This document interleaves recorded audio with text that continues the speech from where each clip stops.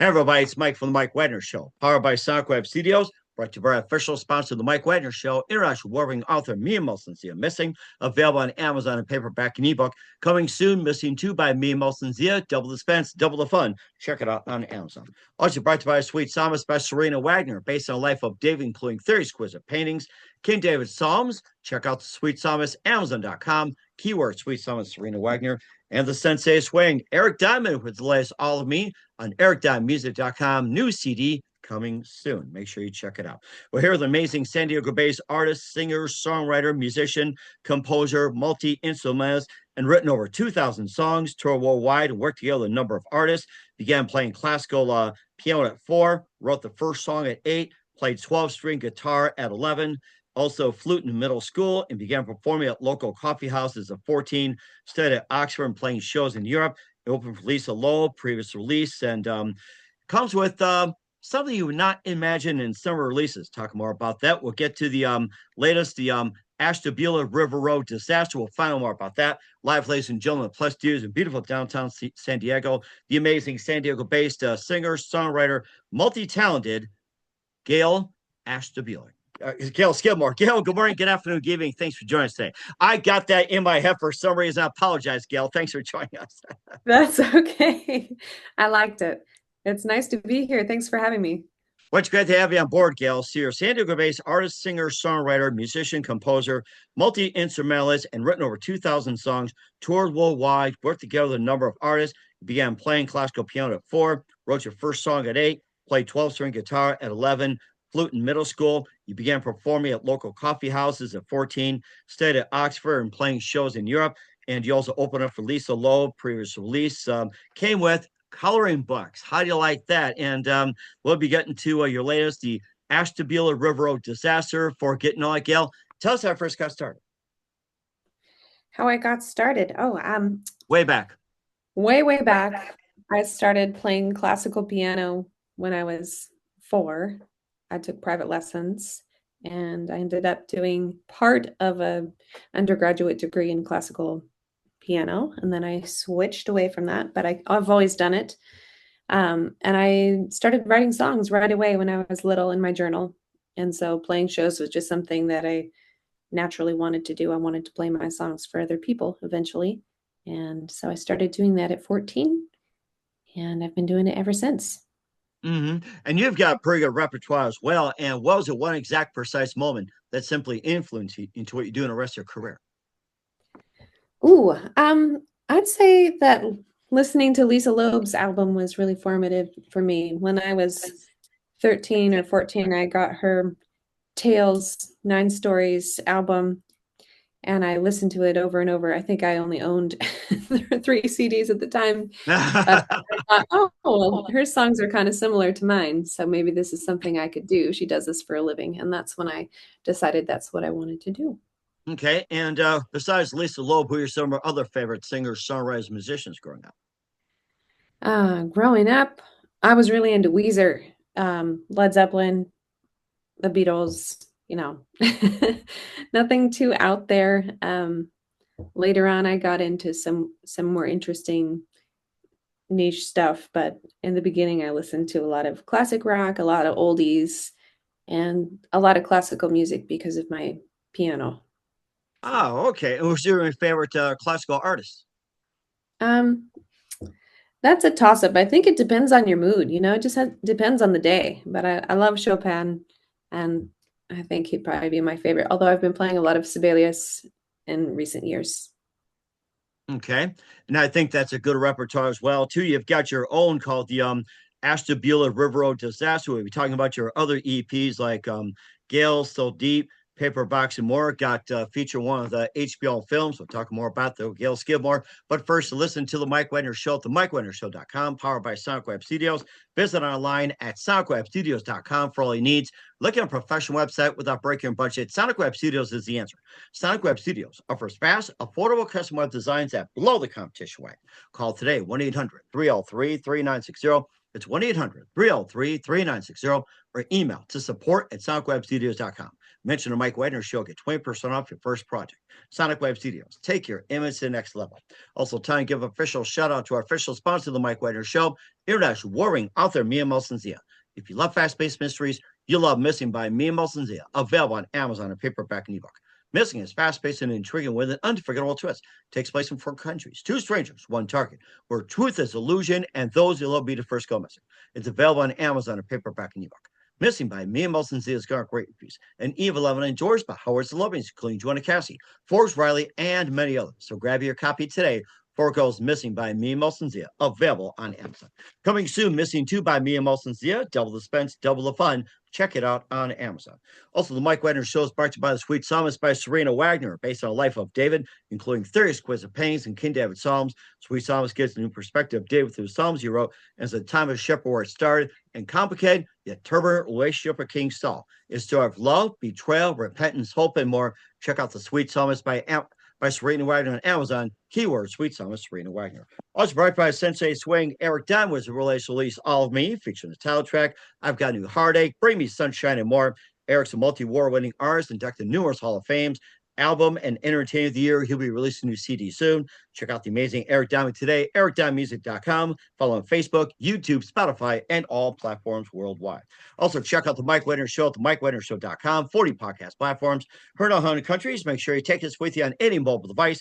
Also, follow us on Facebook, Spotify, YouTube, iHeartRadio, BitChute, Rumble, Spreaker, Apple, and more. For great gift ideas, go to Amazon.com. Check out the Mike Wagner Show podcast, t-shirts, pop sockets, throw pillows, tote bags, hoodies. Makes great gifts 24/7. Go to Amazon.com. Check out the Mike Wagner Show podcast. And for more great gift ideas, go to Amazon.com/Mia Melson-Zia. Great books, merchandise, and more. And support the Mike Wagner Show on Anchor FM, PayPal, and the MikeWagnerShow.com.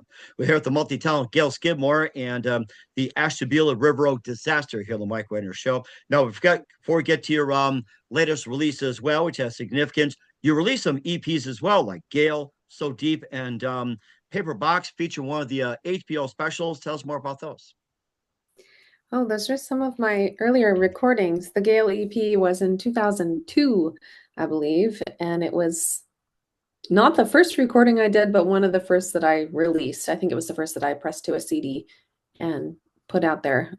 And the Paper Box EP was done by my friend Preston Parsons, and I think I got that ready for my first festival, and which was Tomfest up in Washington in 2007, I think.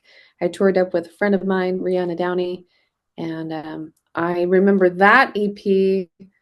I did like old school. I made my own paper cases for the CDs and did a lot of gluing, I think, gluing my logo onto those little cases. So those were way back there. The So Deep EP, actually I think that was, I'm getting my years mixed up. That might have been 2004.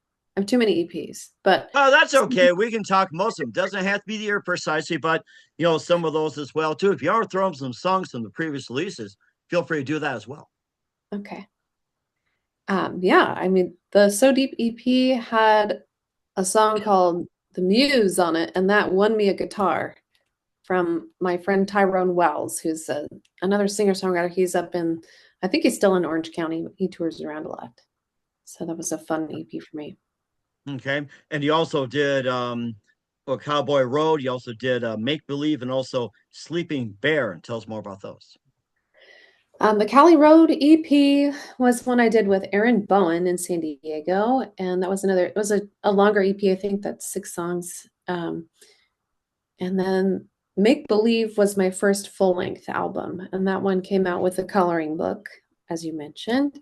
I really enjoy art, and I think it's really therapeutic. There's actually been a lot of studies done on how good that is for your brain. And since it was something I already really loved to do when people used to put out albums and you would listen to a whole album, I would do that, and I would paint or I would draw, and that was really cathartic for me. And so it was something I wanted to do for my fans. And so I drew. I feel like I've come a long way. That first coloring book is not something I thought of as like art to present. It was more something to just engage people in the album and to present the lyrics, because at the time I think there was a lot of debate of, are CDs going to go away? And they're still kind of around, aren't they? But it's been a long time.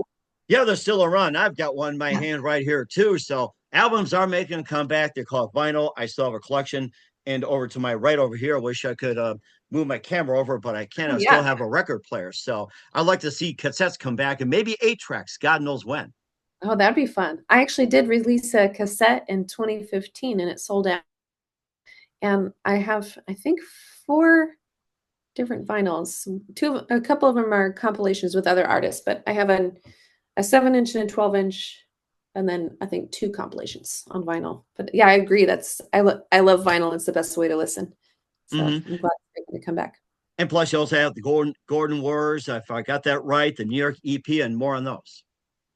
Oh yes, I think I didn't mention Sleeping Bear. That one was in I think 2013. I put that out. It won Best Pop Album in the San Diego Music Awards. But that was a really fun one because it was the first one that um, my band tracked the songs live together, and then we went back and did the vocals and everything. But my guitarist, bass player, and drummer did everything live. So I feel like that album has a really good energy. It's more, it's kind of darker themed, but it's more upbeat and pop in a way. And then the Golden West was one that I recorded up in Eugene, Oregon with Ninkasi Brewing when I was sponsored by them a few years ago. And then partly out at Rancho de la Luna, which is owned by Dave Ketching of Eagles of Death Metal. And he actually played on one of the songs. Oh, wow. Okay. That was amazing. Plus, you got the New York EP. I mean, you can't forget the New York EP, right? Yeah, that one I That one I did did. with a wonderful niche label out of Utrecht in the Netherlands. And I worked with the top cellist in the Netherlands, Maya Friedman. She's just a wonderful artist, and we had a really good energy working creatively together. Okay. And plus, you also performed at local coffee houses, 14, and you went to Oxford and played shows in Fargo. Tell us about your journey going from San Diego over to Oxford. Oh boy. Yeah, I did a study abroad program and I really enjoyed it. I don't think I really researched it very much before I went, so I kind of just jumped in once I got off the plane. And I remember when I was riding to my new flat, some girl asked me, "You all right?" which is their way of saying what's up.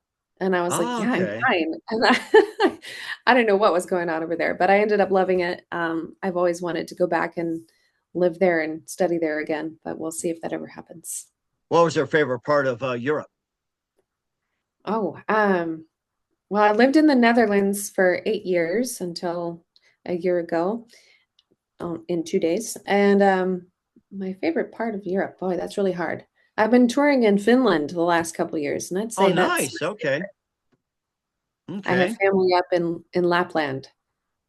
Wow. Okay. All right. That sounds like a really cool country as well, too. And you also moved on to your latest as well, too, with the Ashtabula River Road Disaster. We'll talk more about that with Gayle Skidmore. You listen to the Mike Wagner Show at the MikeWagnerShow.com, powered by Sonic Web Studios, brought to you by official sponsor of the Mike Wagner Show, international award-winning author Mia Mulson's Missing. The Sweet Psalm is by Serena Wagner, based on the life of David, King David Psalms.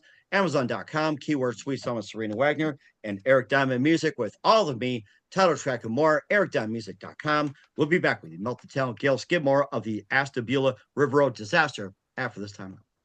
We're back to the San Diego-based multi-talent Gayle Skidmore with the Ashtabula River Road Disaster here on the Mike Wagner Show. I'll play a couple of songs at the end of the audio interview. Make sure you get about that. And tell us more about that River Road Disaster and what inspired to get involved with it. That was a really interesting thing I discovered during the pandemic. Everybody had their hobby, and mine was ancestry. And I got really into researching my family history, did some deep dives, and I found some really interesting things. It was actually how I found my living cousins in Lapland, Finland. But I also found on the other side of the family the story of Philip Bliss, who I had always known about growing up. My grandma presented Philip Bliss as if he was like my great great grandpa. I Okay. thought the connection was much more direct than it was, and my grandma has since passed, so I can't give her any crap about that. But my sister and my cousin also thought the same thing, and we were pretty surprised to find out the connection was distant. But Bliss is the family name on my dad's side of the family. It was supposed to be my middle name, but my mom didn't like it, so I got a standard middle name like everybody else. So I was looking at Philip Bliss's life, and I never had found out how he passed away. And it was actually at the time, greatest train disaster in American history. That was the greatest disaster up until the Great Train Wreck of 1918. So the Ashtabula River Railroad disaster was this incredibly horrific event, which I had never heard about. And once I started looking into it, I was just enthralled. Everything that was written at the time is very poetic. It's very detailed. It's just a completely tragic tale. So it just really gripped my heart, and having this connection and knowing that I had a relative, however distant, who passed away was really striking, and it was really heavy on my mind. And so I just started being inspired by it. And at the time, I was struggling with some lesions in my esophagus, so I was having trouble singing. So I thought, wouldn't it be interesting to do that piano album I've always wanted to do? What a perfect time. And I had my little kawai at home and started writing. And I had written some other pieces in the past for commercial work and sync licensing, that sort of thing. So I thought it would be really interesting to do something like that. And the more I read, the more I was inspired. And so that's how it came together. Mhm. And what was the cause of that River Road disaster? It was a combination of crazy factors. Philip Bliss and his wife Lucy were going from New York to Cleveland, and it was blizzard conditions. So that was the first thing.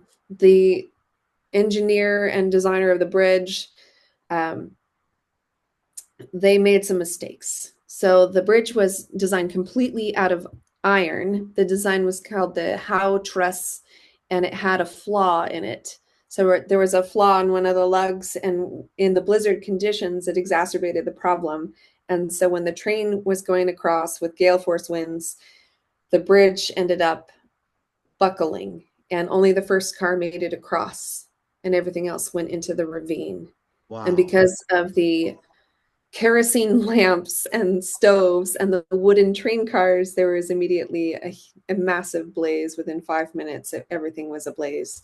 The fire chief at the time was reportedly intoxicated and said, "What's the point of fighting this fire? Like, there's no point." And so the people in the town came together themselves to try to fight the fire with buckets, going down a steep ravine and trying to pull people out of this mangled wreck. But very few were saved, and they're not sure exactly how many people perished, but most reports say about 92 of between 130 and 160 passengers perished in the blaze. Oh And my goodness. it's very tragic. Oh boy, I can't get a grip on it, to be honest with you. And that's also the title track in the release. You also have the first flakes of snow from the Yokohama to the Palestine, all that, and maybe just a couple of those.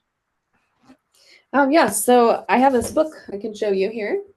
Okay. This is my sheet music book, and it's also a storybook with art for each of the songs. So I worked on the sheet music. The first flakes of snow is the first track on the album. I have actually little stories about each of the songs, which you can see here. And this is Okay, a little closer each for our gets a viewers. little. Oh, where's my camera? I'm Okay, terrible at this. you're good. So you can see that everything has a little description, which will tell you the background of the story. I did a lot of research on this book. I wanted everybody to know, like, there's so many elements of the story that are just fascinating. And so I wanted to put that detail in there for people who are curious about what happened, for exactly what inspired me for the songs. The first flakes of snow, I'll read you the little snippet so you can see what this is like. Sure, go ahead. According to a report from civil engineer Charles McDonald, the bridge collapse was due to a flaw in the southernmost lug at the top of the first full angle block from the west end. Blizzard conditions on the night of December 29th, 1876, exacerbated the defect in the lug. It all started with a few innocent snowflakes. So that's setting the scene for the first song. And then it moves on to From the Yokohama to the Palatine. And my relative Philip Bliss was supposedly in a different train car than his wife, working on music. He was a renowned composer, which is why I always felt a strong connection to him, because he was another songwriter in my family. So there are many stories, and it's not certain that this is totally true, but there's many stories about Philip Bliss being in another car composing. And then when the disaster happened, he was able to escape, but his wife was still trapped in the train. And so the reports say that he was seen and heard saying he was going to go back and try to rescue his wife. And what happened was that they were not found. He went back and couldn't get her out of the wreckage, and so he chose to stay with her and perished, which is just Wow. totally heartbreaking. Boy. So it's a heavy story. But the train cars were the Yokohama and the Palatine. So that's where the name comes from. And basically, this is all composed by piano, right? No singing and everything. Because Yes. I've listened to some of it. It's like all piano. I'm like, oh my goodness, wow. Yeah, and I guess that just covers most of it. We'll be playing Ashes in the Snow, The Last Farewell of Charles Collins and Amasa Stone, and that's going to be the end of it. So I guess maybe just one more highlight about the song and a bit more about that. Charles Collin and Amasa Stone, The Last Farewell, that one is about the engineer and the designer of the bridge. They were kind of like the last victims of the disaster. I mean, some people perished later on because of their injuries, and these two were found to be at fault for the disaster, at least in part personally responsible. I think it was Amasa Stone decided to use all iron. I might be confusing the two because I've looked at it so many times, but it's too easy to understand. Yes. Yes. Amasa Stone chose to use just make the bridge totally out of iron because his brother was working in iron, and so he was trying to support his brother. So there were a lot of shady things that happened, and after the disaster, there were some trials. And Charles Collins, they were both thought to have unalived themselves later on, but then there was a second autopsy done on Charles Collins, and they found out that he was in fact murdered. So it's a crazy tale. Like every single element that I looked at had like wild details that just really drew me in more and more. Mm-hmm. And what were some of the changes that were made to the railroad industry after that accident?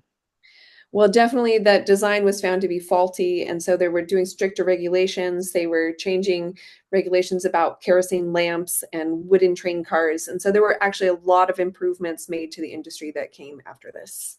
So Mm-hmm. It was a very important thing. Mm-hmm. And of course, what can we learn from this experience? Oh boy. Or especially after listening to the River Road disaster. What can you learn from it? I think it's one of those things that you learn a lot about humanity looking at this event. If you look into it at all, you see how it affects different people. I mean, it just really shows people's character, and there's always going to be the people that respond heroically and the people who just run amok. After the disaster, there were pickpockets that were robbing victims, like victims that were laying there writhing in the snow were robbed. So it's really interesting. So it kind of just depends on how you look at it. For me, I tried to pick out something beautiful from it, and that's what I took from the disaster. And I think that that's something you could learn from it, that if you look for the beautiful moments, you'll find them, where people took the victims into their own homes because there was a blizzard. So the people in the town just took in people, and people were just lying in people's living rooms. And I thought that that was really striking, that it's kind of like Mr. Rogers says, if you look for the helpers, you'll find them. Mm-hmm. And of course, the mayor back at the time didn't help. He was intoxicated. What eventually happened to him afterwards? I don't know what happened to him. I don't know if he was fired or something. I can't remember. I read so much about it, but that wasn't the element I focused on because it made me really sad. I was like, oh, that's pretty awful and a pretty sad legacy for him. So Mm-hmm. I'd have to look that up and find right. out. Yeah. And that would make sense too. Where can we find the Ashtabula River Road Disaster and all your works at, Gayle? You can find the book on Amazon, and you can also find it on gayleskidmore.com. And my album is up for streaming everywhere. If you want to purchase the album, you can find that on gayleskidmore.bandcamp.com. Okay, we'll certainly check that out. We're with the San Diego-based multi-talented Gayle Skidmore with the Ashtabula River Road Disaster here on the Mike Wagner Show. I'll play a couple of songs at the end of the audio interview. We want everybody to go to that. And lastly, what can we expect in 2025 and beyond? Oh boy, I'm working on an album with my cousin in Finland, actually, and that will hopefully be out in a few months before my tour in July over in Finland. I'm doing it. It's a Finnish language and Sami language album, so you can look for that. Interesting. We'll certainly check that out. And who do you consider biggest influence in your career? My biggest influence? Oh boy. That's a tough question. I would say maybe Jeff Buckley. Okay. A Okay. quick answer. All right. That's a really good one. I like that. And what's the best advice you can give to anybody at this point? Best advice to give to anyone. I'm gonna stick with the last thing I said, would look for the helpers. I feel like we are in a really tough time, and I have a 2-year-old, which is why I'm thinking about Mr. Rogers today. But I think for me, things can get really overwhelming. There's a lot of discord in this country. Moving back here was wild after being away for 8 years, trying to navigate the new normal here. But I I think that if you focus on what's positive and the people who are trying to make a positive change, you'll have better mental health. And I think that's a really good point as well. We're with the San Diego based multi-talented Gayle Skidmore of the Ashtabula River Road Disaster here on the Mike Wagner Show. Gayle, a very big thank you for your time. You've been absolutely fantastic. Learned a lot. Looking forward to having you soon. Keep us up to date. Keep in touch. Love to have you back. And what's your website? How do people contact you? Where can people purchase or check out your works? You can contact me on gailskidmore.com. I'm on Facebook, Instagram, TikTok, and all those other things. You can find my album on Spotify and Bandcamp and pretty much everywhere else that you can stream music. Thank you so much for having me. And thank you as well. We'll certainly have everybody check it out. Once again, Gayle, a very big thank you for your time. You've been absolutely amazing. Looking forward to having soon. Keep us up to date. Keep in touch. Love to have you back. We wish you all the best. And Gayle, you definitely have a great future ahead of you. Thank you so much.